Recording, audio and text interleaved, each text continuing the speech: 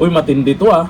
Meron palang ebidensya or mga text messages di umano na si Junior ay tumatanggap ng kickbacks sa flood control projects. Naku, booking na.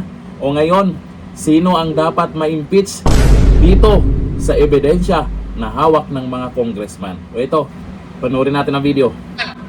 Nais po nating idein na sapat-sapat ang allegation of facts sa complaint para sa sufficiency in substance. Meron pong ebidensya sa lahat, lalo na dun sa ikatlong bahagi ng complaint, ang aligasyon na direktang lumahok at nakinabang si Pangulong Marcos sa flood control corruption sa pamamagitan ng pag-utos ng insertion sa PAICAM at pagtanggap ng kickback o commitment mula rito.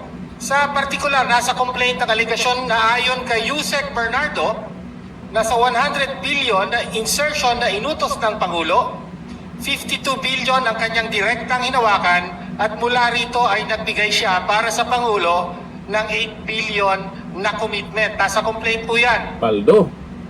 Binanggit sa complaint, ang papel hindi lamang ni Yusek Traiji Volaivar, kundi pati ni Yusek Adrian Bersamin.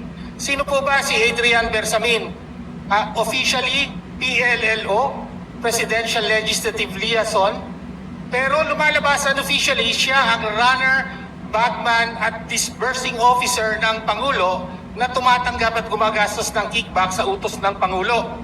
Grabe. Merong record ng komunikasyon sa pagitan ni Yusek Adrian Bersamin at ni Pangulong Marcos mula December 2024 hanggang July 2025. Kabilang dito ang mensahe noong Marso 2025 ng pagtanggap ng delivery ng 8 billion mula kay Bernardo na pinarating kay Pangulo. Kasama ang acknowledgement at tugon ng Pangulo na okay. Sabi po sa mensahe, complete na po ang 7.122 delivery sa akin. Tapusin ko po ang computation today. Kalakip nito rin ang detalyadong computation ng mga pinaggastusan ng 8 billion na kickback. Kasama po rito, pangunahin ang gastos para sa mga kandidatong sinuportahan ng Pangulo noong nakaraang eleksyon. Kasama rin ang gastos sa mga TV ad para sa eleksyon. Pambayad ng 6 million pesos para sa dayuhang pollster na si Perun na ginagamit na election consultant ng Malacanang at 68 million pesos bilang talent fee para sa isang performer na ginamit ng administrasyon sa kampanya. Nagpatuloy ang komunikasyon na ito hanggang July 2025. On July 10, pinabot ni Yusek Bersamin na may delivery siya ng 2 billion pesos para sa Pangulo sa Nara residence sa Forbes Park at sa sagot ng Pangulo. Sasabihan ko, si June Baris. This is July 10. The President appears to be receiving kickbacks days before he went to Congress. Humarap siya rito at nagsabing, mahiya naman kayo. Sino po ang dapat na mahiya? Correct.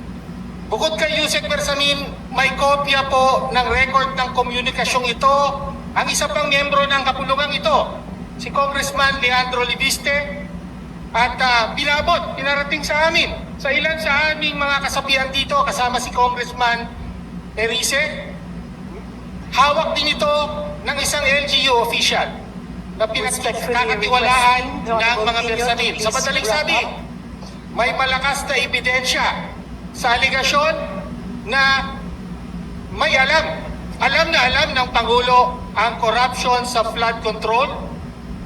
Direktang lumahok siya at tumanggap siya ng kickback mula rito. At nasa kapulungan ngayon ito. Ayan na. May mga ebidensya. Hindi chismis yan ha. Ano kayang masasabi ni Auntie Claire dito? Yun nga lang, marami pa ring buhaya dyan. Kaya pagdating sa impeachment, malabo yan. Pero yung ebidensya na yan, gagana lang yan sa tamang panahon. Kaya takot na takot tong mga to na maging presidente si VP Sara, no? Pero asahan po natin, kahit mabigat po yung ebidensya, ay hindi po yan uusad yung impeachment dyan.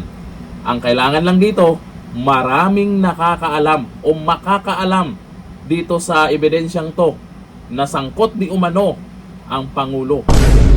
Marami na rin nag-share ng video na yan. Nakalat natin yan.